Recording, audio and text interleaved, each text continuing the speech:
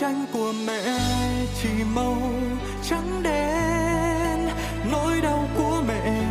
ngậm ngùi những bữa cơm, chỉ có mình mẹ tụi con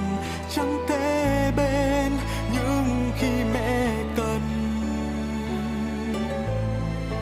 Bức tranh của mẹ chẳng còn sắc thanh xuân, nếp nhăn của mẹ muộn phiền, ánh mắt rưng rưng, chỉ mong làm sao thời gian